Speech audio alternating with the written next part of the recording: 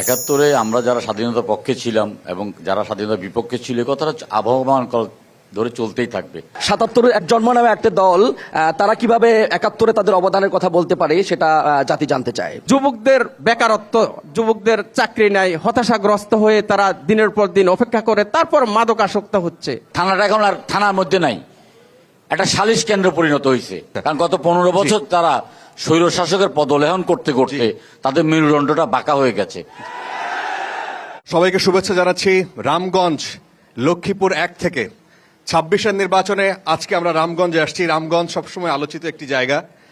3.25 lakh voter সামনে 26-এর নির্বাচনে এখানকার ইমাম ঠিক করবেন, এখানকার এমপি তারা নির্বাচিত করবেন।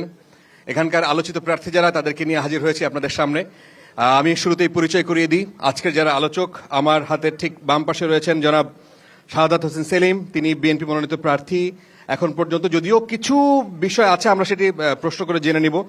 তারপর রয়েছেন জনাব নাজমুল হাসান পাটোয়ারি, তিনি জামায়াত মনোনীত প্রার্থী, এবং সবশেষ রয়েছেন মোহাম্মদ জাকির হোসেন পাটোয়ারি, তিনি ইসলামী আন্দোলন মনোনীত প্রার্থী। আপনাদের তিনজনকেই স্বাগত জানাচ্ছি আজকের এই অনুষ্ঠানে। এবং আমার সামনে উপবিষ্ট এখানকার মানুষ যারা সামনে ঠিক করবেন তাদের নেতা কি হবেন, কে তাদের নেতৃত্ব দিবেন এবং সামনে এগিয়ে নিয়ে যাবেন। রামগঞ্জ সম্পর্কে একটু বলতেই হয়। রামগঞ্জ বাংলাদেশের অন্যতম আলোচিত একটি উপজেলা, সবসময় আলোচিত থাকে নানান কারণে। এখানকার খোঁজ খবর নিতে গিয়ে আমরা দেখলাম যে এই সেই রামগঞ্জ যেখানে ঐতিহাসিকভাবে এখানে বিএনপি প্রতিষ্ঠিত, মোটামুটি বিএনপির ভোটার সবচেয়ে বেশি ছিল সবসময়। পরিস্থিতি চেঞ্জ হয়েছে কিনা সময় বলে দিবে। বাকিটা পরবর্তীতে আমরা এখানে দেখেছি এখানকার কৃষি নির্ভর এখানকার জনসমাজ, এখানকার মানুষ, প্রচুর মানুষ, 50-60 হাজার মানুষ একটা উপজেলা থেকে দেশের বাইরে থাকেন, রেমিটেন্সের উপর অনেক বেশি নির্ভরশীল। সেই জায়গায় সেই রামগঞ্জ সচেতন মানুষের এলাকা, সেই রামগঞ্জ ভদ্র মানুষের এলাকা, পারস্পরিক সহমর্মিতা শ্রদ্ধাবোধ অনেক বেশি। কিন্তু সেই রামগঞ্জের রাস্তাঘাটের যে পরিস্থিতি দেখলাম, যে আইন শৃঙ্খলার যে পরিস্থিতি দেখলাম 5 আগস্টের পরে, সেটা সারা বাংলাদেশে আসলেই আবার আলোচনার কেন্দ্রবিন্দুতে এনেছে। আজকে আমরা আলোচনা করব।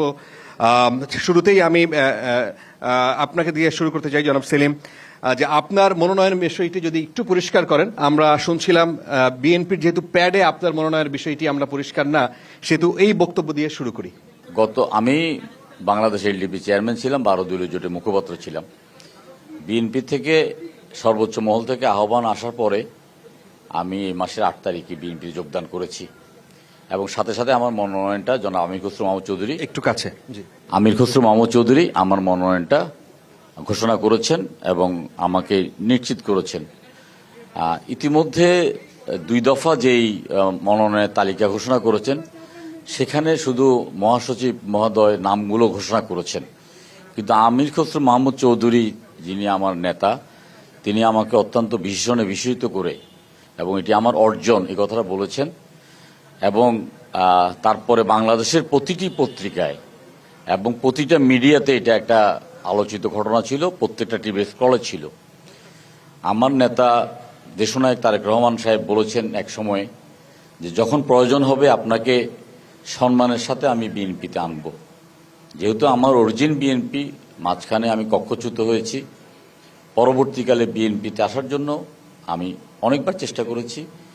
তো তখন আমাকে বলেছে যে যখন আনবো আপনাকে একটা বিশেষ মর্যাদা দিয়ে আনবো। আমি জনাব তারেক রহমানের প্রতি কৃতজ্ঞতা জানাই, তিনি একটা বিশেষ মর্যাদায় বিশেষ অনুষ্ঠানের মাধ্যমে আমাকে বিএনপির যোগদান করেছেন এবং সারা বাংলাদেশে এই ব্যাপারটা অত্যন্ত আপনার প্রচারিত হয়েছে এবং আপনি ধীর নিশ্চিত থাকতে পারেন যে আমি বিএনপি মনোনীত প্রার্থী। এই ব্যাপারে কারো কোনো সন্দেহের কোনো অবকাশ নেই। যেহেতু তফসিল ঘোষণা হয়ে গেছে, সামনে বিষয়গুলো পরিষ্কার হবে। এখানে আরো মনোনয়ন প্রত্যাশী রয়েছেন, তবে এখন পর্যন্ত আপনি আপনার নির্বাচনী কাজ চালিয়ে যাচ্ছেন এবং সেই হিসেবেই আমরা আপনাকে গেস্ট হিসেবে এখানে আজকে এনেছি। একই রকমের প্রশ্ন আপনাদেরকে, আপনারাও একটা জোট নিয়ে নির্বাচন করবেন বলে আমরা জেনেছি। আসলে কি আপনারা দুইজনই প্রার্থিতা করবেন নাকি জোট শেষ পর্যন্ত একজন থাকবেন? এটা আপনাদের কোনো সিদ্ধান্ত আসছে কিনা, জামায়াত এবং ইসলামী আন্দোলন? দুইজনকে একসাথে বলবেন আলাদা? আপনি একটু শুরু করেন, তারপর ছোট ছোট করে দুইজনের কাছ থেকে একটু শুনি। আসলে দলগতভাবে আমাদের সারা বাংলাদেশে 300 আসনে আমাদের প্রার্থিতা চূড়ান্তকরণ হয়েছে, আমাদের প্রার্থিতা ঘোষণা করা হয়েছে। এর মধ্যে জোট নিয়ে যে আলোচনা চলছে সেটা আমাদের এখনো পর্যন্ত জোটগতভাবে আমাদের ফাইনালি কোনো ডিসিশন সেন্ট্রাল থেকে রুট লেভেলে পৌঁছানো হয়নি। যখন সেই ধরনের কোনো ডিসিশন আসবে আমরা অবশ্যই কেন্দ্রীয় সংগঠনের সেই সার্কুলার মেনে, নির্দেশনা মেনে আমরা একক প্রার্থী 8 দলের পক্ষ থেকে নির্বাচন করবে। এটা কেন্দ্রীয় নির্দেশনা যেভাবে হবে সেভাবে হবে। স্থানীয় পর্যায়ে আপনারা একসাথেই প্রচারণা করছেন নাকি আপনারা আলাদা না, করছেন? প্রচারণা এখন পর্যন্ত আলাদা আলাদা হচ্ছে। আচ্ছা, জি, ইসলামী আন্দোলনের প্রার্থী, একই প্রশ্ন। আসসালামু আলাইকুম, ধন্যবাদ আপনাকে, ধন্যবাদ উপস্থিত ভাইদেরকে। আমাদের ইসলামী আন্দোলন বাংলাদেশের পক্ষ থেকে 300 আসনেই নমিনেশন দেওয়া হয়েছে। পরবর্তীতে আমাদের দিক নির্দেশনা দেওয়া আছে যে 8 দলীয় জোট কাজ করতেছে। জোটের পক্ষ থেকে মুরব্বীগণ যাকে যোগ্য মনে করবেন তার প্রতি দিক নির্দেশনা আসবে। যখনই যার প্রতি আমরা দিক নির্দেশনা পাবো আমরা সকলেই মিলে তার জন্য কাজ করব ইনশাআল্লাহ। আচ্ছা, অনেক অনেক ধন্যবাদ। অর্থাৎ আপনাদের খুব একটা আপত্তি নাই। আচ্ছা, অনেক ধন্যবাদ। আমি শুরু করতে চাই এরকম, রামগঞ্জে যখন আমরা ঢুকলাম আমি পুরোটা টাইম মোটামুটি মাস্ক পরা ছিলাম। আমি একটা পৌরসভার ভেতর দিয়ে ঢুকলাম এবং লক্ষ্মীপুর থেকে ওই দিক থেকে যখন আসছিলাম পুরো রাস্তাটার বেহাল অবস্থা, এবং খোঁজ নিচ্ছিলাম যে পুরো রামগঞ্জেরই অবস্থা, রাস্তাঘাট এরকম বেহাল দশা। আমি আপনাকে দিয়ে শুরু করতে চাই যে এটা আপনার দৃষ্টিভঙ্গি কি? এই রাস্তাঘাট এই 17 বছর আমরা জানি যে বাংলাদেশে উন্নয়নের জোয়ারে বয়ে গেছে, এত পরিমাণ বরাদ্দ এখানে আসার কথা আমি এই প্রথম রামগঞ্জে এসছি, মানে চোখের দেখা যা দেখলাম এবং আমার পেছনে যে জীর্ণ শীর্ণ বিল্ডিং, এবং পুরো রামগঞ্জের চেহারাই মোটামুটি এইরকম মনে হয়েছে। রামগঞ্জ এরকম অবহেলিত কেন? ধন্যবাদ আপনাকে। আমাদের রামগঞ্জ নিয়ে আমরা সবসময় গর্ব করি। সে ব্রিটিশ আমল থেকেই বলা হতো যে রামগঞ্জের শিক্ষার হার সবচেয়ে বেশি। তৎকালীন পূর্ববঙ্গের শিক্ষার হারের মধ্যে রামগঞ্জের শিক্ষার হার সবচেয়ে বেশি। এছাড়া পাকিস্তান আন্দোলনের সময় পাকিস্তান আন্দোলনের সূচনাটা কিন্তু রামগঞ্জ থেকে হয়েছে এবং আমার গ্রাম থেকে হয়েছে, করপড়া গ্রাম থেকে পাকিস্তান আন্দোলনের সূচনাটা হয়েছে। রামগঞ্জ নানা দিক থেকে আলোচিত। আমরা সবাই জানি 16 ডিসেম্বর বাংলাদেশ স্বাধীন হয়েছে, কিন্তু এই রামগঞ্জ স্বাধীন হয়েছে 18 ডিসেম্বর। এই স্বাধীনতার মাসে আমি বীর শহীদদের প্রতি শ্রদ্ধা জানাই, মুক্তিযোদ্ধাদের প্রতি শ্রদ্ধা জানাই, যারা জীবন বাজি রেখে আমাদেরকে একটা স্বাধীন মানচিত্র উপহার দিয়েছেন। আজকে আমার ডানে একজন বীর মুক্তিযোদ্ধার কবর এখানে আছেন, অত্যন্ত মর্যাদার সাথে এখানে আছেন। 1971 সালে আমরা যেমন সমস্ত জাতি স্বাধীনতার পক্ষে ছিলাম, তেমনি অনেকে স্বাধীনতার বিপক্ষ ছিলেন। তাদেরকে আল্লাহ তাআলা হেদায়েত দান করুক, এবং আমরা সামনের অতীতের দিকে আর কথা না বলে সামনের দিকে কথা বলবো। সেই সামনের কথার অংশ হিসেবে আপনি রাস্তাঘাটের বিষয়টা যদি আমি আপনাকে বলছি, 1991 সালে বিএনপি রাষ্ট্রীয় ক্ষমতায় আসার পরে 2014 সাল পর্যন্ত বিএনপির এমপি ক্ষমতায় ছিলেন। তার মধ্যে 2008 থেকে 2014 পর্যন্ত যিনি ছিলেন জনাব নাজিমউদ্দিন আহমেদ, তিনি বিরোধী দলে ছিলেন। আর 91 সাল থেকে 2006 সাল পর্যন্ত যিনি এমপি ছিলেন মরহুম জিয়াউল হক জিয়া, তিনি 3 বার নির্বাচিত এমপি ছিলেন, এবং 2001 সাল থেকে 2006 সাল পর্যন্ত তিনি মন্ত্রণালয়ের মন্ত্রী ছিলেন, স্থানীয় সরকার মন্ত্রণালয়ের প্রতিমন্ত্রী। তার সময় রামগঞ্জের অভূতপূর্ব উন্নয়ন হয়েছে, রাস্তাঘাট হয়েছে, এবং রামগঞ্জের চেহারাটাই পাল্টে গেছে। পরবর্তীকালে যারা এমপি হয়েছেন তারা রাজনীতি মূল স্রোতের এমপি ছিলেন না কেউ। 14 সালে অথবা 18 সালে যারা এমপি হয়েছেন তারা রামগঞ্জের মূল স্রোতের রাজনৈতিক নেতা ছিলেন না। তারা মূলত জাতির সাথে তাদের কোনো কমিটমেন্ট ছিল না। কেউ একেবারে বিনা ভোটে নির্বাচনে জয়ী হয়েছেন, কেউ রাতের বেলায় নির্বাচনে জয়ী হয়েছেন। তাদের যেহেতু জনগণের প্রতি কোনো কমিটমেন্ট ছিল না, তারা সেজন্য কোনো কাজ করেননি। আচ্ছা, আমি 1979 থেকে আমি আপনার সংসদীয় কার্যক্রম পরিদর্শনের আমার সুযোগ হয়েছিল। ডেপুটি স্পিকার ব্যারিস্টার সুলতান আহমেদ চট্টগ্রামের, এবং আমি তখন সংসদে দেখতাম যে একজন এমপি কিভাবে সংসদে কথা বলেন এবং সংসদে কথা বলে কিভাবে তার এলাকার কাজগুলো আদায় করেন। তো আমাদের তো সেরকম সুযোগ ছিল না। যারা 2014 অথবা 2018-তে নির্বাচিত হয়েছেন তারা তাদের নিজেদের ভাগ্য উন্নয়নের কাজে ব্যস্ত ছিলেন।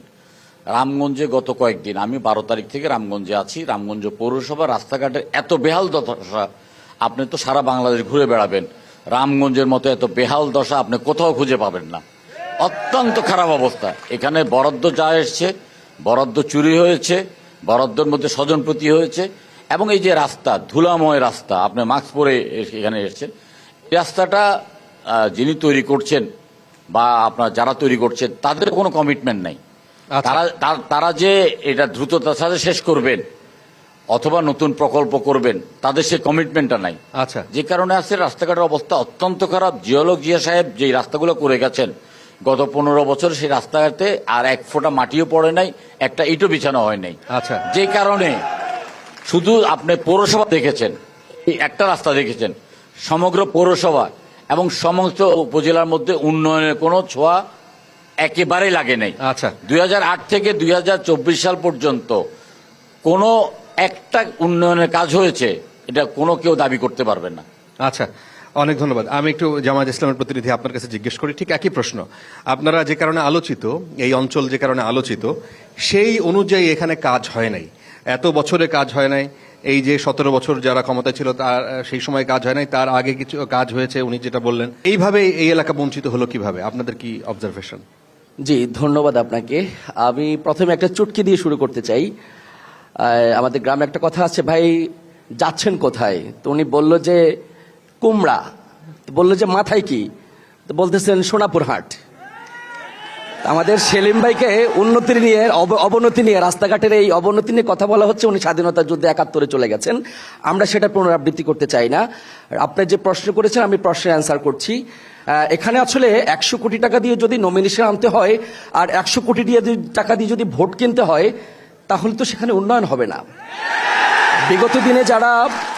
বিগত দিনে যারা সেই নমিনেশন বাণিজ্য করেছে, যারা নমিনেশন কিনে আনতে হয়েছে আর ভোট কিনতে হয়েছে, সেটা কিনতে তো তাদের ইনভেস্ট হয়েছে। তো সেই ইনভেস্টটা তারা করেছে, একটা সেখানে পুঁজি খাটিয়েছে ব্যবসার জন্যই সাধারণত।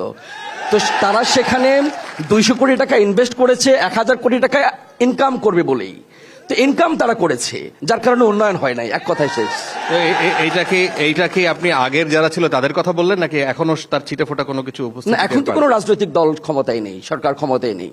আচ্ছা, এখন তো কিন্তু অনেকেই মনে করেন যে এখন যারা সরকারে আছেন তাদের মধ্যে বিএনপি, জামায়াতের প্রভাব আছে। তো সেই হিসেবে এখানকার প্রশাসন বা কোনো জায়গায় আপনাদের কোনো প্রভাব এখন পর্যন্ত আপনারা দেখানোর চেষ্টা করেন নাই? কাজকর্ম, তদবির করা, একটা কাজ নিয়ে আসা, একটা ব্রিজ করা, একটা কালভার্ট করা, কোনো জায়গায় আপনারা চেষ্টা করেন নাই? না, সেরকম প্রভাব আমরা মনে করছি না। আর সেরকম প্রভাব দেখে কোনো কাজ আদায় করে নেওয়া, এই রাজনীতি জামাত বিশ্বাসী না। আচ্ছা। আমরা সরকারের পক্ষ থেকে বাজেট হবে, পরিকল্পনা হবে, সেটা গতানুগতিক সিস্টেমে সারা বাংলাদেশে যেভাবে বন্টন হবে, আমরা সেই বন্টনের ভাগ যেভাবে পাবো সেভাবে হবে। এটা হচ্ছে ইনসাফ, এটা হচ্ছে ন্যায়। আচ্ছা, অনেক ধন্যবাদ। যে ইসলামী আন্দোলনের প্রার্থী। বিগত 17 বছর ধরে যারা এই রামগঞ্জের অভিভাবক ছিলেন, রামগঞ্জের জনসাধারণের প্রতি তাদের কোনো কমিটমেন্ট ছিল না। তাদের শুধু একটা নির্দিষ্ট বাহিনী ছিল, এই বাহিনীর দ্বারাই তারা সীমাবদ্ধ ছিল। কাজেই সরকারি যত ধরনের বরাদ্দ আসতো, সেই বাহিনীর মাধ্যমেই তারা সেগুলি এনজয় করত। সাধারণ জনগণের প্রতি যেহেতু তাদের কোনো কমিটমেন্ট নাই, সেজন্য আপনি হয়তো পৌরসভার রাস্তা দেখছেন, দেখে আপনি হতভম্ব হয়েছেন। সেলিম ভাইও যেটা বলল, আপনি যদি ইউনিয়ন পর্যায়ে যান তাহলে আপনি দেখবেন যে কিভাবে একজন মুমূর্ষ রোগীকে কোনো গাড়ি দিয়ে অনেক জায়গা থেকে শহরে আনা যায় না। একটু বৃষ্টি হইলেই স্কুল কলেজের ছাত্রছাত্রীরা স্কুলে যেতে পারে না। আপনি যদি এরকম চিত্র দেখেন তাহলে মনে হয় না যে বাংলাদেশে আর দ্বিতীয় কোনো উপজেলায় এইরকম চিত্র আছে। বিভিন্ন জায়গায় আমাদের যাওয়ার সুযোগ হয়েছে, আমরা গিয়ে এই করুণ অবস্থা দেখতেছি। এবং সাধারণ মানুষের কমিটমেন্ট যে আপনারা আসেন, ভালো মানুষ আসুক, আমরা এটার পুনরাবৃত্তি চাই, আমরা এইসব রাস্তাঘাট সংস্কার চাই, মানুষের কল্যাণমূলক কাজের জন্য আপনারা আসেন। বিগত দিনে যারা আসছে, আমরা যেন জীবনে আর কখনো এই ধরনের ফ্যাসিস্টের মুখোমুখি না হইতে হয়, সেটার জন্য সকলেরই চেষ্টা, সকলেরই দোয়া, সকলেরই আন্তরিকতা। আচ্ছা, আপনি আপনার বক্তব্যে বললেন যে সেই ভাগ বাটোয়ারা হয়েছে, সেই ভাগ বাটোয়ারা কি 5 আগস্টের পর, এখন তো 1.5 বছর পার হয়ে গেল, যদিও ওইভাবে কোনো দলের সরকার নাই, কিন্তু এই সরকারের প্রভাব আছে, সবারই মোটামুটি স্টেক হোল্ডার সব দলেরই মোটামুটি আছে। তো এই ভাগ বাটোয়ারার সাথে কারা জড়িত? এখন কি তারপরে কি ঠিক হয়ে গেছে এই রামগঞ্জ, নাকি তারপরও সেটা চলমান? এখন আসলে যে সরকার আছে সেই সরকারের সময় কতদিন একটা জিনিস প্ল্যান প্রোগ্রাম করে সেটা বাজেট বরাদ্দ আইনা, সেটা টেন্ডার প্রক্রিয়া করা, সেই কাজ করা, সেটা 2-3 বছর সময়ের প্রয়োজন হয়। এই অল্প সময়ে সেরকম দৃশ্যমান কোনো কাজ হয় নাই। এখন তো সরকারি নাই, ভাগ বাটোয়ারার তো কোনো প্রশ্নই হয় না এখন।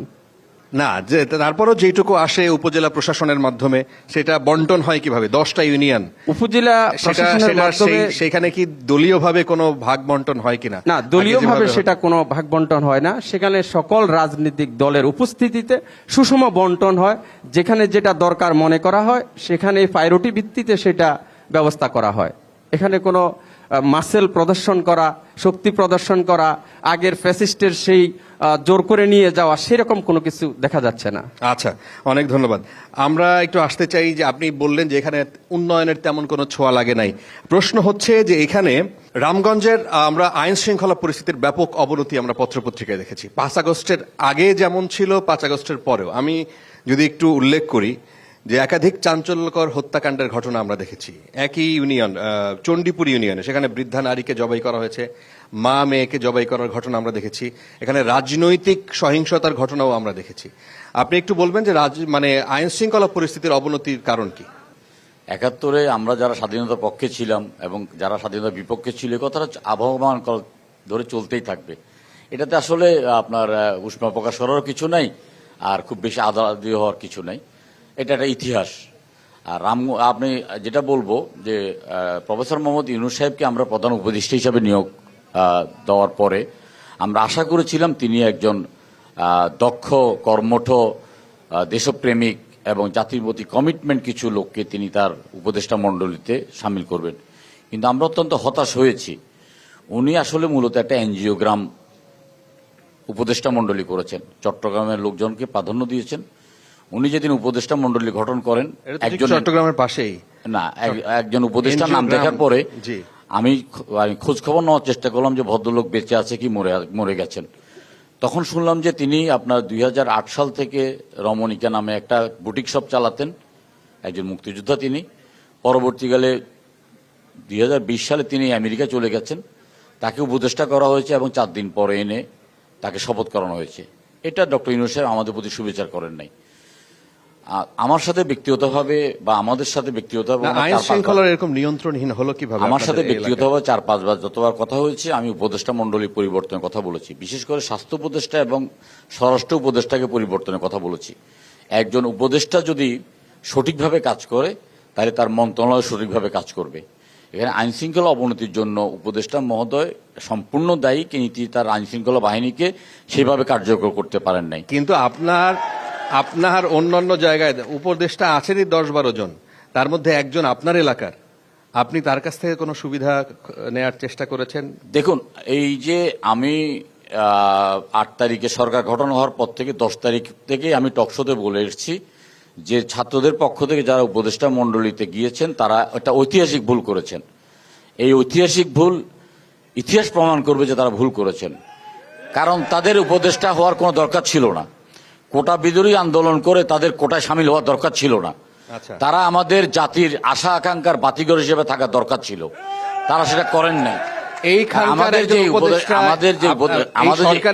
তো খুশি হওয়ার কথা ছিল। আমাদের যে উপদেষ্টা মানে যিনি ছিলেন তিনি আসলে ধরেন যে মন্ত্রণালয়ের দায়িত্বে ছিলেন, প্রথমে তিনি দায়িত্বে ছিলেন, সব মন্ত্রণালয় ছড়ি ঘোরানোর মতো তার অবস্থান ছিল। তিনি হয়তো কোনো কারণে খুব বেশি আগ্রহী ছিলেন না। পরবর্তীকালে ধরেন তথ্য উপদেষ্টার তো আর তেমন কোনো কাজ না, কিছুটা মনিটরিং করলে অন্তত 1 বছরে আমরা জানি যে একটা প্রকল্প প্রণয়ন করা, একটা প্রকল্প পাশ করা, একনেকে গিয়ে সেটা পাশ হওয়া, সেটা বাজেট হওয়া ইত্যাদিগুলো আমরা জানি ধাপে ধাপে করতে হয়। সেরকম কোনো কিছু আসলে আমরা হয়তো দুর্ভাগ্য সেজন্য করতে পারিনি আর কি। আমরা আশাবাদী ছিলাম, কিন্তু সেভাবে আমরা আশাবাদী আমরা হতে পারি নাই। আর এই যে মা মেয়ের হত্যাকাণ্ড, এটা একটা ডাকাতির ঘটনা। তারপরে অন্যান্য হত্যাকাণ্ড, এগুলো একটা জায়গা জমি সংক্রান্ত হত্যাকাণ্ড। 5ই আগস্টের পরিবর্তনের পরে আমি সারা রাত না ঘুমিয়ে রাত 3টা বাজে রওনা হয়ে রাত্রে সকাল 8টা বাজে এসে সর্বপ্রথম বাংলাদেশে সম্ভবত আমি এসে এখানে বিশাল একটা সভার মাধ্যমে বলেছি যে কারো গায়ে একটা ফুলের টোকাও দেওয়া যাবে না। আমরা আক্ষরিক অর্থে কারো গায়ে কোনো ফুলের টোকা দিই নাই। আমরা তাদেরকে প্রোটেক্ট করেছি। আমরা সংখ্যালঘুদেরকে যেমন পাহারা দিয়েছি, আমার নিজের ইউনিয়নে 6 জনকে হত্যা করেছে আওয়ামী লীগ সরকারের আমলে, 2 জন লাশ পাওয়া যায়নি, কিন্তু আমরা কোনো প্রতিহিংসা করি নাই। আমরা আইনশৃঙ্খলা বাহিনী যখন আসেন, যখন নতুন ওসি আসেন, তখন তাদেরকে বলি যে ভাই আমার আপনার কাছে একটা ব্যাপার শুধু আমি মানে আমার থাকবে যে মাদকের ব্যাপারে আপনার জিরো টলারেন্স, এবং মাদকের ব্যাপারে বা অন্য কোনো সন্ত্রাসীদের ব্যাপারে আমি কখনো আপনাকে কোনো ফোন করব না। এই 3 জন ওসি এখান থেকে পরিবর্তন হয়েছে। একজন ওসিও বলতে পারবেন না আমি কোনোদিন তাকে কোনো বিষয়ে একটা টেলিফোন করেছি কোনো ব্যাপার নিয়ে, আমি করি নাই।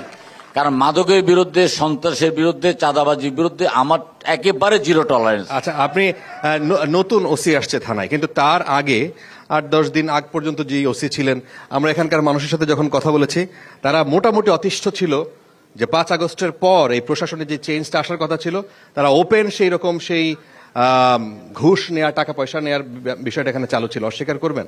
না, এটা অস্বীকার করার কোনো উপায় নাই, কারণ পুলিশের মধ্যে কোনো পরিবর্তন হয় নাই। আমরা পুলিশের মধ্যে যে পরিবর্তন আশা করেছিলাম সে পরিবর্তনটা হয় নাই। আপনার পুলিশ একটা মানে আপনার সালিশ কেন্দ্র, থানাটা এখন আর থানার মধ্যে নাই, একটা সালিশ কেন্দ্র পরিণত হয়েছে, এবং তারা প্রকাশ্যে সালিশ করে সেখানে তারা আপনার বিভিন্ন রকমের অর্থনৈতিক সুবিধা আদায় করছেন। আওয়ামী লীগের অনেক নিরীহ নেতাকর্মী যারা তো কোনো সন্ত্রাসের জড়িত নয়, তাদেরকে ধরে আনছেন এবং কখনো চালান দিচ্ছেন, কখনো আবার থানা থেকে রিলিজ করছেন। আচ্ছা, আমরা কিন্তু এই জিনিসগুলো চাচ্ছি না। জি। আমরা একটা শান্তিপূর্ণ সহাবস্থানে চাই।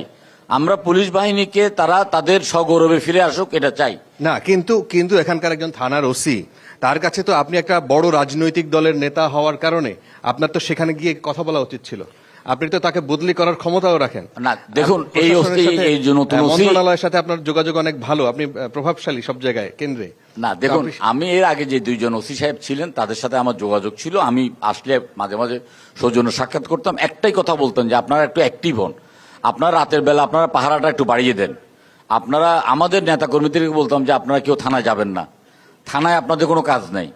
এবং যিনি কয়েকদিন আগে চলে গেছেন তার সাথে আমি যখন দেখা করেছি, কথা বলেছি, আমি বললাম যে ভাই আমি মানে আপনি কি কি সমস্যা চিন্তা করছেন, এবং আমি বললাম যে মাদকের ব্যাপারে আপনাকে একেবারেই কঠিন হতে হবে। এখন মাদকটা আসলে এমনভাবে ছড়িয়ে পড়েছে এবং এটার বেনিফিশিয়ারি এত বেশি যেটাকে নির্মূল করা অত্যন্ত কষ্টকর। আচ্ছা, তিনি আরেকটি কথা বলেছেন খুবই গুরুত্বপূর্ণ এবং আমাদের সমাজের জন্য খুব অ্যালার্মিং একটা ঘটনা, যে প্রতিদিন 8 থেকে 10টা মানে নারী অপহরণের মামলা ওনার কাছে আসেন।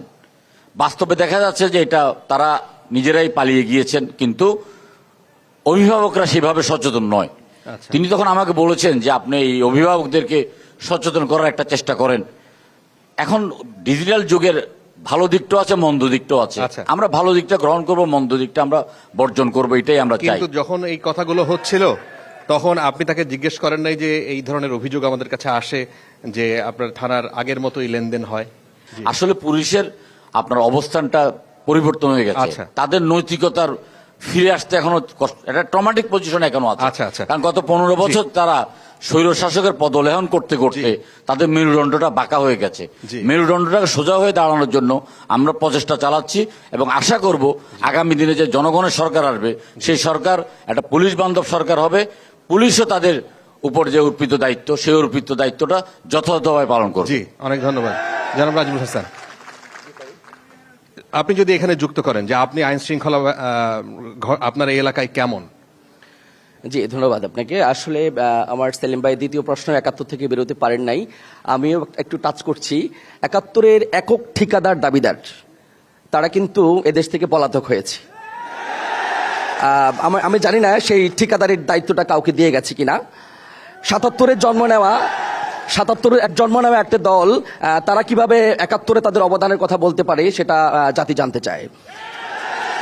সেকেন্ড হচ্ছে নবম সেক্টর কমান্ডার মেজর জলিলের নাম শুনেছেন। তিনি তার মেজর জলিল রচনা বলে একটা বই লিখেছেন, খুবই সমাদৃত। সেই বইতে তিনি 71 সম্পর্কে, তার কর্মকাণ্ড সম্পর্কে এবং 71 পরবর্তী বাংলাদেশ সম্পর্কে তিনি বিশদ রচনা করেছেন। সেই রচনাবলী প্রকাশ করার সময় আমাদের এখানে নাই, আপনারা পড়ে নেবেন যারা পড়ার ঘাটতি আছে, জ্ঞানের স্বল্পতা যারা আছে। 71 কেন হয়েছে, 71 কাদের ইন্ধনে হয়েছে, 71 কাদেরকে নিয়ে হয়েছে, 71 পরবর্তী বাংলাদেশ কি পাচ্ছে, সেটি আমরা জ্ঞান করবো, আলোচনা আমরা নেক্সট আলোচনা করব। আমরা কেন্দ্রের আলোচনা এখানে আমরা একটু অ্যাভয়েড করতে চাই। আমরা স্থানীয় এখানকার সমস্যা জি, জি, নিয়ে জি, থাকতে চাই। আপনি যদি স্থানীয় সমস্যা নিয়ে বলেন, আইন শৃঙ্খলা পরিস্থিতি নিয়ে বলেন। বড় ভাইয়ের অনুকরণ একটু না করলে তো হয় না। জি। ভাই আমার বড় ভাই তো। ঠিক আছে, অন্যদিকে- থ্যাংক ইউ। অন্যদিকে আর যাবেন না। Thank you. জি। আমরা সেটা পুনরাবৃত্তি করতে চাই না।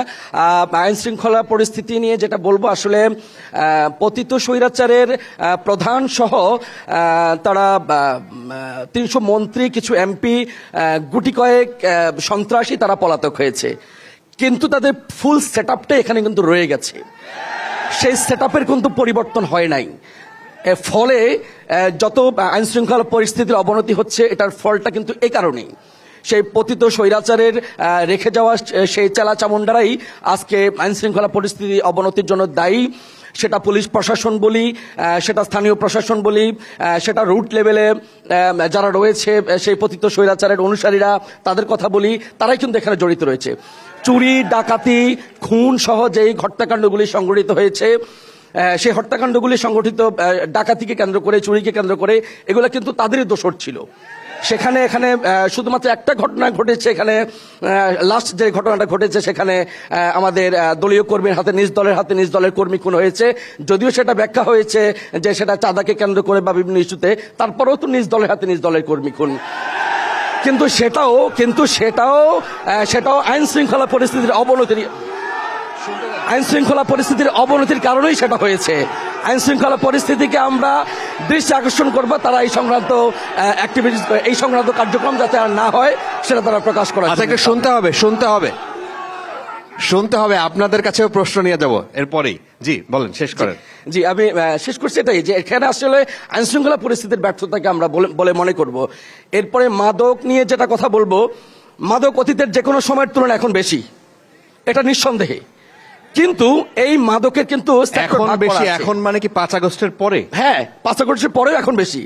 মাদকের কিন্তু আপনার জানেন, এটা আমদানিকারক আছে, এটার জেলা পর্যায়ের ডিলার আছে, উপজেলা পর্যায়ের ডিলার আছে, রিটেইলার আছে, খুচরা বিক্রেতা আছে, পাইকারি বিক্রেতা আছে, সেবনকারী আছে, পৌঁছে দেওয়ার মতো তাদের বিশাল একটা চেইন আছে। এই চেইনটাকে খুঁজে বের করে, এই চেইনটা, টোটাল চেইনটা কিন্তু প্রশাসনের নজরদারিতে আছে, টোটাল লিস্টটাই কিন্তু প্রশাসনের কাছে আছে। কিন্তু তারপরে সেটা কেন বন্ধ হচ্ছে না? সেটা বন্ধ হচ্ছে না রাজনৈতিক দলের ছত্রছায়ায়, রাজনৈতিক দলের নেতৃত্বের কারণে, রাজনৈতিক দলের ইশারায়। সেটা এনিহাউ যে কোনো দলের রাজনৈতিক দল হতে পারে। আমি তো বিএনপিকে বলি নাই, বিএনপির বাইরে ভুয়া বলছেন কেন? আচ্ছা, তারা কি রাজনৈতিক দলের কর্মী না? যারা মাদকের সাথে জড়িত, যারা মাদক সেবন করে, যারা মাদকের ডিলার, তারা কি কোনো না কোনো রাজনৈতিক দলের নেতা অথবা কর্মী অথবা সমর্থক নয়? অবশ্যই তারা কোনো না কোনো দলের রাজনৈতিক। আপনারা কি এমন একটা প্রমাণ এখানে দিতে পারবেন যে জামাতের কোন লোক মাদক সেবনকারী আছে? নিশ্চয় পারবেন না। Not only Ramganj, not only Bangladesh, not only Lakshmipur, সারা বাংলাদেশে একটা প্রমাণও দেখা পারবেন না যে জামাতের কোন কর্মী মাদক সেবন আছে। আমি মনে করব এখানে প্রশাসনের যেমন ব্যর্থতা, রাজনৈতিক দলের নেতাদের এখানে ব্যর্থতা রয়েছে। আচ্ছা, ইসলামী আন্দোলন। জি, ধন্যবাদ আপনাকে। 1971 সালের এই 16 ডিসেম্বর আমাদের গৌরবের দিন, আমাদের স্বাধীনতার দিন। লক্ষ লক্ষ শহীদের রক্তের বিনিময়ে আমরা এই স্বাধীনতা পেয়েছি। তাদের স্বপ্ন কি ছিল?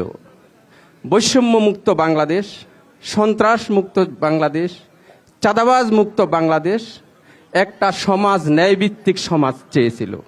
আজকে 53-54 বছর অতিক্রম হইল। আমরা বারবার বিভিন্ন সরকারের শাসন ব্যবস্থা দেখেছি, কিন্তু যেটা নিয়ে আপনি এখন কথা বললেন যে সন্ত্রাস, চাঁদাবাজ, মাদক, আজকে সেই শহীদদের আত্মা তাকিয়ে আছে সেই স্বপ্নের বাংলাদেশ দেখার জন্য, কিন্তু আমরা পারতেছি না। আসলে আমরা মূল জায়গায় যাচ্ছি না। 94% মুসলমানের এই দেশ, কখনোই আমরা কাঙ্ক্ষিত লক্ষ্যে বুঝতে পারবো না।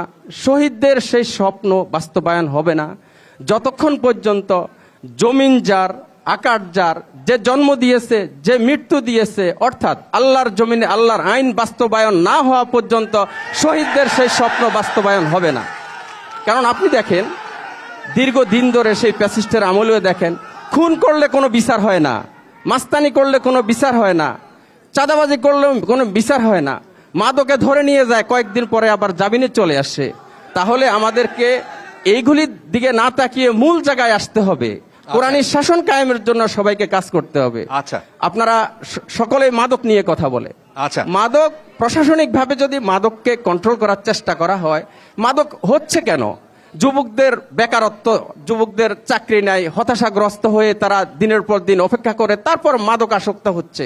আমরা সরকারিভাবে, আমরা ব্যক্তিগতভাবে সকলেই যদি আমরা এই কর্মসংস্থানের দিকে আমরা এগিয়ে যাই, আস্তে আস্তে আস্তে আস্তে করে এক সময় মাদক খাওয়া লোকই তো থাকবে না। ধন্যবাদ আপনাকে। জি, অনেক ধন্যবাদ। আমি একটু প্রশ্ন নিতে চাই আপনাদের কাছ থেকে। হাত তুললে আমাদের মাইক্রোফোন আপনাদের কাছে পৌঁছায় যাবে। জি, আমি 3 নমিনি এবং আমাদের 3 সংসদ সদস্য প্রার্থীর কাছে জানতে চাচ্ছি যে 12 ফেব্রুয়ারির নির্বাচনটা আমরা কি সুস্থভাবে যাই, জনগণ যাই ভোট দিতে পারবো? ওনারা কি আমাদেরকে কিভাবে রিসিভ করবে? না বিগত সরকারের মতো দিনের ভোট রাত্রে হয়ে যাবে? এই প্রশ্নটা আমি জানতে চাচ্ছি। আচ্ছা, ছোট্ট করে যদি সেলিম ভাই উত্তর দেন। ঘুরে ফিরে আবার 71, কারণ আমরা শহীদ জিয়ার রাষ্ট্রের আপনি যদি একটু আমরা শহীদ জিয়ার রক্তের আমরা আবার এই রক্তের উত্তরাধিকার। শহীদ জিয়াউর রহমান জি। স্বাধীনতা ঘোষণা করেছেন। জি। শহীদ প্রেসিডেন্ট জিয়াউর রহমান স্বাধীনতা ঘোষণা করলে বাংলাদেশ স্বাধীন হতো না। যারা স্বাধীনতার বিরোধিতা করেছে তাদেরকে আমরা সব সময় ঘৃণা করব। আমাদের শরীরে স্বাধীনতার শহীদ জিয়ার রক্ত প্রবাহিত। জি। আমাদের শরীরে কোনো রাজাকার, আলবদল, আল শামসের রক্ত প্রবাহিত নয়। আর যেটা বলেছেন তিনি, জি। দিনের ভোট রাতে হবে কিনা অথবা সুষ্ঠুভাবে ভোট কেন্দ্রে যেতে পারবো কিনা, এটা যেমন আমাদের রাজনৈতিক দলের সদিচ্ছার উপর নির্ভর করে, তেমনি করে প্রশাসনের উপর নির্ভর করে। আমরা জনগণের ভোটাধিকার প্রতিষ্ঠা করার জন্য আমরা দীর্ঘ 17 বছর লড়াই করেছি, আন্দোলন করেছি, সংগ্রাম করেছি, জেলে গিয়েছি, জুলুম করেছি। আমরা মাথা নত করি নাই। আমরা হাত পাকা দিয়ে স্বৈরাচারে বাতাস করি নাই। আমরা শেখ মুজিবের বংশ তালিকা প্রণয়ন করে শেখ হাসিনাকে আমরা আউলিয়ার পর্যায়ে নিয়ে যাই নাই। আমরা জনগণের ভোটাধিকার প্রতিষ্ঠা করার জন্য রক্ত দিয়েছি। আমরা জনগণের ভোটাধিকার প্রয়োগ করার অধিকার আমরা দেবই দেব। আচ্ছা। কোনো অপশক্তি নাই, কোনো অপশক্তি নাই রাতে ভোট করার। দিনের ভোট দিনে হবে, যাকে ইচ্ছা তাকে আপনি ভোট দেবেন। জি। সেই অধিকারের জন্য আমরা লড়াই করেছি, জি। রক্ত দিয়েছি। আপনারা কেউ কাউমি জননী বলে তার কাছে আশ্রয় নিয়েছেন, কেউ নির্বাচনকে বৈধতা দিয়েছেন। আমরা দিই নাই, জি। আমরা দেব না। আমরা আপনাদের ভোটাধিকার নিশ্চিতভাবে প্রয়োগ করার জন্য আমরা অবশ্যই আমরা আমাদের সর্বস্ব এই বৈধতা, আমরা রাজি আছি। এই বৈধতা কে দিয়েছে? আপনি কি ইসলামী আন্দোলনকে ইন্ডিকেট করলেন? না, এটা তো সবাই জানে। এটা বৈধতা কে কিভাবে দিয়েছেন? শেখ মুজিবের বংশতালিকা, জি। শেখ মুজিবের বংশতালিকা প্রণয়ন করে জি। শেখ হাসিনাকে আউলিয়ার পর্যায়ে কে নিয়ে গেছেন। আচ্ছা, আচ্ছা। মানে শেখ মুজিবুর রহমানের বাগদাদ থেকে এসে জি। তার বংশতালিকা প্রণয়ন করে আচ্ছা। কারা করেছেন এটা আপনি ইউটিউবে চার্জ করুন। আচ্ছা, যদি আপনি আসছি, জি আপনি বলেন। নাজুল ভাই বলেন। আপনারা একটু থামুন। জি। আপনারা যদি শুনতে হবে। সাউন্ড করেন, লাউড করেন, তাহলে তো কথা শুনতে পাচ্ছেন না। একটা ইনফরমেশন দিই আপনাদেরকে, আমার সঞ্চালক নিশ্চয় জানেন, প্রায় 2 সহস্রাধিক মুক্তিযোদ্ধাকে নিয়ে জামায়াতের একটি সংগঠন আছে, জাতীয় মুক্তিযোদ্ধা পরিষদ। এবং এই জাতীয় মুক্তিযোদ্ধা পরিষদে সর্বশেষ যুক্ত হয়েছেন মেজর আক্তার, যিনি খালেদা জিয়ার উপদেষ্টা ছিলেন, বিএনপির ভাইস চেয়ারম্যান ছিলেন। তারা ভুল বুঝেছেন, ভুল বুঝে অনুতপ্ত হয়ে জাতীয় মুক্তিযোদ্ধা পরিষদ জামায়াতের সংগঠনে যোগদান করেছেন। আচ্ছা, আপনারা তো মুক্তিযুদ্ধ নিয়ে আমরা আর কথা বলতে চাই না। আমি দুইজনকে একটু বিনয়ের সাথে বলি, আমরা এই প্রসঙ্গ থেকে একটু লোকাল জায়গায় আসি। আমরা একটু লোকাল এখানকার সমস্যা সংকট নিয়ে একটু আলোচনা করতে চাই। আমাদের হাতে সময় কম, যদি টু দা পয়েন্ট ওই জায়গায় যান। এই ব্যাপারটা বক্তব্য পরিষ্কার, আপনাদের দুইজনের বক্তব্য পরিষ্কার। ঠিক আছে। এখানকার সমস্যা সংকট নিয়ে যদি আলোচনা করেন। উনি প্রশ্ন করেছেন কোন ধরনের কোন সম্ভাবনা আছে কিনা, কোন না। আমরা এখনো মনে করছি না যে নির্বাচনের জন্য পরিপূর্ণ একটা লেভেল ফ্লাইং ফিল্ড প্রস্তুত হয়েছে, এটা এখন আমরা মনে করছি না, নাম্বার 1। নাম্বার 2 হচ্ছে তফসিল ঘোষণার পর দিনই জুলাই যোদ্ধা, জুলাইয়ের বলিষ্ঠ কণ্ঠস্বর ওসমান হাদিকে মাথায় পিস্তল ঠেকিয়ে গুলিবর্ষণ করা হয়েছে। এতেই প্রমাণ করে লেভেল ফ্লাইং ফিল্ড প্রস্তুত হয় নাই, লেভেল ফ্লাইং ফিল্ড প্রস্তুত হয় নাই।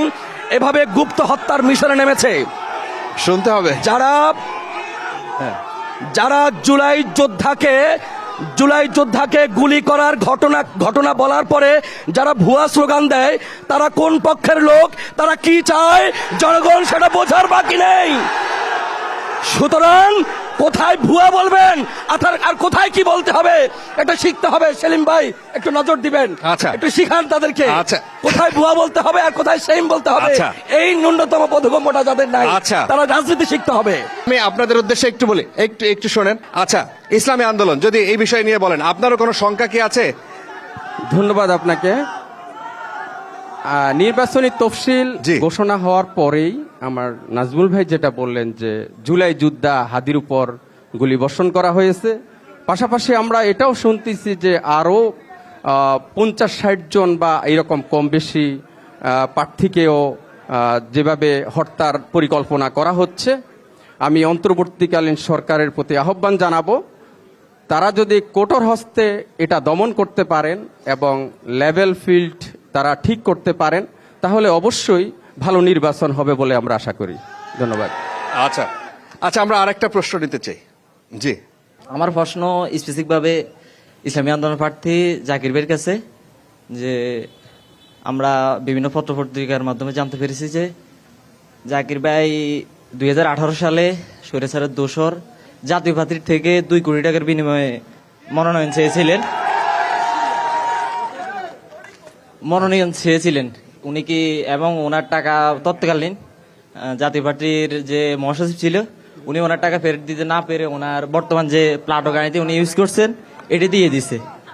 এখন উনি কি আনুষ্ঠানিকভাবে জাতীয় পার্টি থেকে বিদায় নিয়েছেন কিনা? যে প্রশ্নটা তুলেছেন সেই প্রশ্নের একটু উত্তর আপনি দিবেন কিনা? জাস্ট ধন্যবাদ। তারপরে আপনার ধন্যবাদ পরিকল্পনায় আপনাকে। যাব। প্রশ্নকারী ভাইকে অসংখ্য ধন্যবাদ উনি এই প্রশ্ন করার জন্য। তবে আমি ওনাকে অনুরোধ করব, ওনার এই পুরা জিনিসটাই টোটালি ভিত্তিহীন এবং মিথ্যাচার এবং কোনো ধরনের ইনফরমেশন ছাড়া।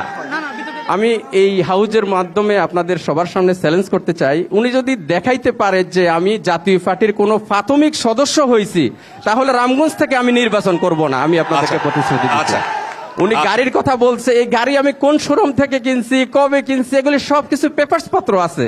কাজেই কোন ধরনের ইনফরমেশন ছাড়া এইভাবে একটা মিথ্যাচার করা আসলে ওনার কাছে আমি আশা করি নাই। আচ্ছা। আমি ওনাকে অনুরোধ করব, আচ্ছা, কথা অন্য পরিষ্কার। ভাইদেরকে অনুরোধ করব, পরিষ্কার। ভবিষ্যতে আমি আরো একটু- কোনো প্রশ্ন থাকলে সঠিক তথ্য উপাত্ত জেনে তারপরে প্রশ্ন করার আচ্ছা, জন্য। অনেক ধন্যবাদ সেলিম ভাই। আমি যদি আবার শুরুর দিকে আসি, শুরুতে আমরা যেটা বলেছিলাম যে এই রামগঞ্জ সচেতন মানুষের এলাকা, এই রামগঞ্জ রেমিটেন্স যোদ্ধাদের এলাকা, এই রামগঞ্জ কৃষি প্রধান, সেই রামগঞ্জে সবচাইতে শিক্ষিত এলাকার, সবচাইতে শিক্ষিত উপজেলাগুলোর একটা, সেই জায়গা নিয়ে আপনার পরিকল্পনাটা কি আপনি যদি একটু জানান, যে এই নির্বাচনকে আপনার প্রধান প্রতিশ্রুতি কি, সেটা আমরা একটু শুনতে চাই। দেখুন, রামগঞ্জ আমাদের সবসময়ই সেই ব্রিটিশ আমল থেকে শিক্ষা দীক্ষায় সর্বাগ্রে ছিল। এখন প্রচুর লোক দেশের বাইরে গিয়ে তারা তাদের স্বপরিচিত অর্থ রামগঞ্জে প্রেরণ করছেন এবং রামগঞ্জের অর্থনীতিকে সমৃদ্ধ করছেন। এছাড়া ঢাকা শহরে প্রচুর রামগঞ্জের লোকজন ব্যবসা করছেন, খুব বড় বড় ব্যবসা করছেন। রামগঞ্জের মানুষজন খুবই কর্মঠ, খুবই অনুগত এবং তারা খুবই পরিশ্রমী, এবং তাদের পরিশ্রমের কারণে তাদের আপনার পরিবার এখানে ভালোভাবে আছেন এবং ভালোভাবে থাকবেন। জি, এখানে একটা জিনিস আমি বলতে চাই যে বাংলাদেশে একটা সংসদ গঠিত হয় 350 জন এমপি দিয়ে, 300 জন সরাসরি ভোটে এবং 50 জন কোটায়, মহিলা কোটায় 350 জন। সেখান থেকে হয়তো 40 থেকে 50 জন মন্ত্রী হয়, বাকি 300 জন থাকে এমপি। 300 জন এমপির মধ্যে যদি আমাকে নির্বাচিত করেন রামগঞ্জবাসী, আমি এই কথা দিতে পারি 300 জনের মধ্যে হয়তো 1 ডজন যদি আলোচিত হয়, সুপরিচিত হয় সারা বাংলাদেশে, তার মধ্যে আমি একজন। ইতিমধ্যে আমি অন্তত 2000 টকশো করেছি। আমরা টকশোতে জীবন বাজি রেখে যেমন টকশো করেছি, জীবনকে হাতিয়ে রেখে, আবার টকশোর পরে দিয়ে কিন্তু আবার আমরা পরস্পরের সাথে হাসি মুখে বিদায়ও নিয়েছি। ঐক্যমত্য কমিশনে বিশেষ করে ইসলামী আন্দোলন বাংলাদেশের যিনি থাকতেন তার সাথে আমার খুনসুটি লেগেই থাকতো, কিন্তু পরবর্তীকালে কিন্তু আবার আমরা হাসতে হাসতে বেরোতাম, একই টেবিলে বসে আমরা কিন্তু আবার লাঞ্চ করতাম। রাজনীতিটাকে আমরা সেভাবে গ্রহণ করি। যেই সংসদ সদস্য সুপরিচিত, যে সংসদ সদস্য সবচাইতে উচ্চ কণ্ঠে কথা বলতে পারে, সেই সংসদ সদস্যই মন্ত্রীদের কাছ থেকে গিয়ে কাজটা আদায় করতে পারে, সচিবের কাছে গিয়ে কাজটা আদায় করতে পারে। যেহেতু আমি একজন দেশে এবং বিদেশে অত্যন্ত সুপরিচিত একজন জাতীয় রাজনীতিবিদ, আমি নির্বাচিত হলে রামগঞ্জের জন্য বরাদ্দ পেতে, রামগঞ্জের জন্য সুন্দর সুন্দর স্বপ্ন বাস্তবায়ন করতে আমার পক্ষে কোনো সংকট হওয়ার কথা নয়। ইতিমধ্যেই আমি 2 বার এলজিইডি চিফ ইঞ্জিনিয়ারের সাথে দেখা করেছি এবং দেখা করে আমি বিশেষ বরাদ্দ রামগঞ্জের ব্যবস্থা করেছি। রামগঞ্জের বিভিন্ন ইউনিয়নে কিন্তু বেশ কিছু কর্মকাণ্ড হচ্ছে। এখন এখানে আপনি প্রশ্ন তুলেছেন যে সরকারি ভাগ বাটোয়ারা কিভাবে হচ্ছে। সরকারি ভাগ বাটোয়ারাটা হচ্ছে এইভাবে, বিএনপি, জামাত, এনসিপি, ইসলামী আন্দোলন বাংলাদেশ, যে কোনো ইউনিয়ন পরিষদে বরাদ্দ আসলে এই 4 দল মোটামুটি ভাবে এটা ভাগাভাগি করে নিচ্ছেন। এই ব্যাপারে একটা শান্তিপূর্ণ মনে হয় একটা সহাবস্থান আছে। যদিও এটা আমরা কাম্য চাই না জিনিসটা সঠিকভাবে বন্টন হোক সরকারিভাবে, কিন্তু এটা চলে আসছে, এটা অপসারণ হওয়া দরকার। যে কারণে আমরা একটা নির্বাচন চাই। অনেকেই ছলে বলে কলে কৌশলে নির্বাচনকে বিলম্বিত করার চেষ্টা করেছে, কারণ বিলম্বিত করলে তো এই সুযোগ সুবিধাগুলা হাতছাড়া হবে না। আর নির্বাচন হলে জনগণের সরকার প্রতিষ্ঠা হবে। আমরা জনগণের সরকারটা প্রতিষ্ঠা করতে চাই এবং জনগণের যেই আপনার মৌলিক চাহিদা সরকারিভাবে যে বরাদ্দ, সেই বরাদ্দটা যেন ইমানদারির সাথে ভাগ বাটোয়ারা হয়। আমরা যে কমিটমেন্টটা দেব, আমার উপর সে আত্মবিশ্বাস আছে যে আমি ইনশাআল্লাহ রামগঞ্জের উন্নয়নের জন্য আমি সঠিক পদক্ষেপ নিতে পারবো। এবং রামগঞ্জের যে সমস্যা, যদি আপনি বলেন প্রধান সমস্যা কি, আমি বলবো যে আমাদের যোগাযোগ ব্যবস্থা। আমরা চাই অন্তত যে হাজীগঞ্জ থেকে ঢাকার জন্য একটা 4 লেন হয়ে যাক। এই আঁকা বাঁকা জিগজাগ রাস্তা দিয়ে আমরা চলতে চাই। অনেক ধন্যবাদ। আমরা স্বাস্থ্য ব্যবস্থাকে উন্নত করতে চাই, আমরা মাদক মুক্ত সমাজ প্রতিষ্ঠা অনেক করতে ধন্যবাদ। চাই। আমি একটু জাকির ভাই, আপনার পরিকল্পনা একটু শুনবো যে আপনার আসলে কি এই রামগঞ্জকে আপনি কিভাবে স্বপ্ন দেখেন। ধন্যবাদ আপনাকে। রামগঞ্জে যেরকম অনেক সমস্যায় জর্জরিত, তেমনিভাবে সম্ভাবনার অনেক ভালো সুযোগ রয়েছে। আপনি যেটা বলেছেন, রামগঞ্জের যুবকেরা তারা সরকারি চাকরির পিছে ঘুরে সময় নষ্ট না করে, এখানে দেখেন যে 50,000-এরও বেশি যুবক শুধু রামগঞ্জেরই বিদেশে চাকরি করে। আমাদের কর্মপরিকল্পনা যদি এরকম হয় যে আমরা আমাদের এই যুবকদেরকে টেকনিক্যালি ভাবে আমরা এদেরকে প্রশিক্ষিত করতে পারি, তাহলে এরা সম্পদে পরিণত হবে। যেমনই ভাবে তাদের কর্মসংস্থানে উচ্চ বেতনের চাকরির ব্যবস্থা হবে, তেমনি ভাবে বাংলাদেশের জন্য রেমিটেন্সের একটা প্রবাহ সৃষ্টি হবে। আপনি হয়তো জানবেন, আমরা দীর্ঘদিন ধরেই মরিয়ম সমাজ কল্যাণ সংস্থার ব্যানারে আমরা এই কাজ করে আসতেছি। আমরা ইতিমধ্যে ফ্রি ড্রাইভিং কোর্স চালু করেছি। আমরা এখানে প্রচন্ড সাড়া পেয়েছি। ইতিমধ্যে 2000-এরও বেশি যুবক সেখানে অন্তর্ভুক্তি হয়েছে এবং প্রতি ইউনিয়নে আমাদের গাড়ি গিয়ে তাদেরকে ট্রেনিং এর ব্যবস্থা করতেছে। তাদের সাথে কথা বললে বোঝা যায় যে আমরা বিদেশ করে আসছি, আমার বেতন হইল 20-25 হাজার টাকা। আমি যদি এই ট্রেনিং কোর্স কমপ্লিট করে আমি যেতে পারতাম, তাইলে আমার বেতন হইতো 1 লক্ষ টাকা। আমরা যুবকদের জন্য এই সুযোগ, শুধু এইটাই না, আমরা শিক্ষিতদের জন্য, শিক্ষিতরা যেন হতাশায় না ভোগে, সেজন্য আমরা সম্পূর্ণ বিনা খরচে IELTS কোর্স রামগঞ্জে চালু করেছি। আমি রামগঞ্জে আমার আসার সৌভাগ্য হয়েছে, আমি অনেক জায়গায় গিয়েছি, শিক্ষিতরা সামান্য বেতনের চাকরি চাচ্ছে। যখন আমি বললাম যে তোমরা IELTS করতে পারো, করলে তোমরা তো পৃথিবীর বিভিন্ন দেশে যেতে পারো, তারা অনেক সমস্যার কথা বলল যে আমরা ঢাকাতে যাওয়া, 6 মাসের জন্য বাসা ভাড়া নেওয়া, এখানে প্রায় 1 লক্ষ টাকার একটা ব্যবস্থা, কিন্তু আমাদের সেই সামর্থ্য নাই। এই জন্য আমি রামগঞ্জের মধ্যেই সম্পূর্ণ বিনা খরচে আমরা IELTS এর ব্যবস্থা করেছি এবং যারা এই IELTS এ ভালো করবে, আমরা সম্পূর্ণ বিনা খরচে তাদেরকে সাউথ কোরিয়া পাঠানোর নিশ্চয়তা দিয়েছি এবং যারা সাউথ কোরিয়া ছাড়া অন্য জায়গায় যাবে, তাদের জন্য আমাদের সকল ধরনের ইনফরমেশন, সকল ধরনের সহযোগিতা থাকবে। শুধু সেটাই না, অনেক মা বোনের সামান্য বেতনের চাকরির জন্য আমাদের কাছে আসে। আমরা তাদেরকে স্কিল ডেভেলপমেন্ট করার জন্য 16 ডিসেম্বর উপলক্ষে প্রত্যেক ইউনিয়নে বিনামূল্যে সেলাইয়ের প্রশিক্ষণের ব্যবস্থা আমরা চালু করেছি। আমি আমার সিনিয়র ভাইদেরকে আমরা আহ্বান করব, রামগঞ্জের জন্য মহান রাব্বুল আলামিন যাকেই কবুল করে তিনি যেন এই রামগঞ্জের এই যুবকদেরকে যদি আমরা টেকনিক্যালি ভাবে প্রশিক্ষিত করতে পারি, তাহলে আজকে সমাজে যেভাবে মাদক চেয়ে গেছে, যে একটা রোগ হয়েছে, আমরা আশা করি অনেকাংশে এখান থেকে পরিত্রাণ পাবো। যাকেই রামগঞ্জের জন্য কবুল করবে, আমি আমার এই অ্যাক্টিভিটিস মরিয়ম সমাজ কল্যাণ সংস্থার এই কার্যক্রম নিয়ে আমি অবশ্যই, উনি যদি চায়, ওনার পাশে থাকবো ইনশাআল্লাহ। আচ্ছা, অনেক ধন্যবাদ। জামাত ইসলামের প্রতিনিধি, আপনাদের মোটা দাগে আপনাদের প্রতিশ্রুতিগুলো যদি একটু বলেন। জি ধন্যবাদ। আমরা আসলে বাংলাদেশের যে প্রবলেমটা মূলত সেটা হচ্ছে দুর্নীতি। আমরা প্রথমত স্টেপ নিতে চাচ্ছি হচ্ছে দুর্নীতিমুক্ত একটা রামগঞ্জ গঠন করা। সেখানে ইউনিয়ন পরিষদ থেকে শুরু করে উপজেলা পরিষদ, তারপরে সরকারি যে অফিস আদালতগুলি রয়েছে, সেখানের প্রশাসনের রন্ধ্রে রন্ধ্রে লুকিয়ে থাকা সেই দুর্নীতিগুলির অবসান যখন আমরা করতে পারবো, আমরা আশা করব উন্নয়নমূলক কাজ নয়, শুধুমাত্র সরকারি সকল পরিকল্পনায় এখানে বাস্তবায়ন করা সম্ভব হবে। কারণ বিগত দিনগুলোতে সেই দুর্নীতির কারণেই যত বাজেট হয়েছে, যত পরিকল্পনা এসছে, যত কিছুই হয়েছে, সেটা বাস্তবায়ন না হওয়ার পেছনে অন্যতম প্রধান এবং একটাই বাধা ছিল, সেটা হচ্ছে দুর্নীতি। আমরা সেই দুর্নীতিমুক্ত প্রশাসন, দুর্নীতিমুক্ত অবকাঠামো সেটা করাই এটা হচ্ছে আমাদের প্রথম চ্যালেঞ্জ। আর দ্বিতীয়ত আমাদের চ্যালেঞ্জ হচ্ছে বেকার মুক্ত বাংলাদেশ গড়া। বেকার মুক্ত, কারণ বেকারত্বটাকে আমরা এই কারণে হাইলাইটস করছি যে বেকারত্বের অভিশাপের কারণেই একটা যুবক কিন্তু মাদকের দিকে ঢলে পড়ে, সে মাদকাসক্ত হয়ে যায়। বেকারত্বের অভিশাপের কারণেই একটা যুবক কিন্তু চুরি ছিনতাইতে লেগে যায়। বেকারত্বের অভিশাপের কারণেই একটা যুবক কিন্তু সে সামাজিক বিভিন্ন অপরাধে জড়িয়ে পড়ে, ইফটিজিং, কিশোর গ্যাং সহ নানান অপরাধে তারা জড়িয়ে পড়ে। বেকারত্বের অভিশাপের কারণেই একটা যুবক কিন্তু তারা মাদক ব্যবসা সহ অন্যান্য তারা অনৈতিক কর্মকাণ্ডে তারা জড়িয়ে পড়ে। এ কারণে আমাদের চ্যালেঞ্জ হচ্ছে আমরা বেকার মুক্ত একটা বাংলাদেশ গড়ব।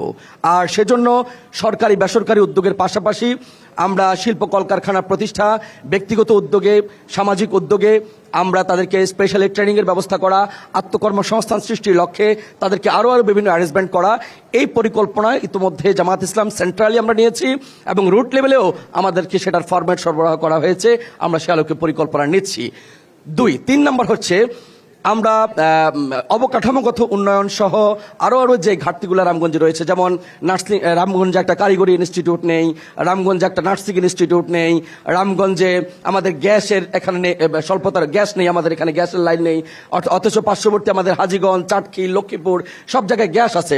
আমাদের প্রয়াত জিয়াউল হক জিয়া ভাই অনেক চেষ্টা করেছেন গ্যাসের জন্য, কিন্তু আমাদের টার্গেট থাকবে যে আল্লাহর ইচ্ছায়, জনগণের ভালোবাসায় যদি আমরা নির্বাচিত হই, আমরা সেই গ্যাসের ব্যবস্থা করার জন্য আমরা আমাদের সর্বাত্মক প্রচেষ্টা করব। এছাড়াও গতানুগতিক যে ডেভেলপমেন্টগুলোর কথা আমরা শুনে থাকি, বলে থাকি, সরকারি সে বরাদ্দের আলোকে আমরা সর্বোচ্চ চেষ্টা করব সেই ডেভেলপমেন্টগুলো করার জন্য। কারণ সর্বপর্যায়ে রন্ধ্রে রন্ধ্রে দুর্নীতি থাকার কারণেই আজকে এই ডেভেলপমেন্টগুলো কাজগুলো হয় না। আপনারা জানেন এখানে আমাদের অনেক ঠিকাদার বড় ভাইরা আছেন, সিনিয়র ভাইরা আছেন, যারা সেই পেশার সাথে জড়িত আছেন। আমার খুব একটা এক্সপিরিয়েন্স নাই। একটা মোটা দাগের একটা অংশ কিন্তু অফিস কেটে রাখতে হয়, অফিসকে দিতে হয়।